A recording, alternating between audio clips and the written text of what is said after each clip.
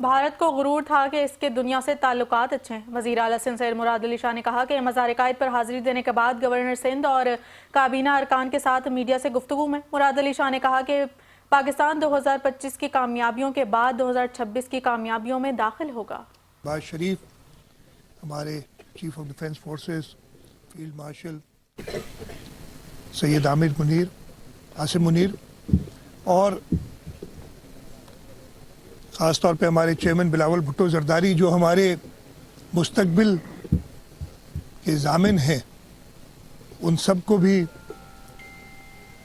خراج عقیدت پیش کرتا ہوں۔ 2025 میں جس طریقے سے بھارت کو شکست فاش دی، اور نہ صرف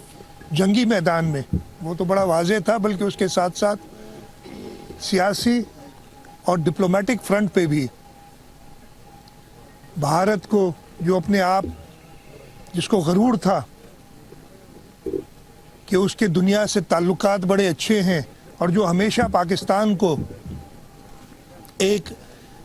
بری طرح سے پیش کرتا تھا دنیا میں، اس سب پروپیگنڈا کو بھی شکست دی۔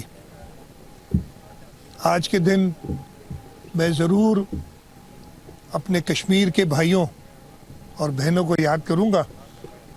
جنہوں نے بھی اپنے حق خود ارادیت کے لیے شہادتیں نوش فرمائی ہیں۔ اس کے ساتھ ساتھ میں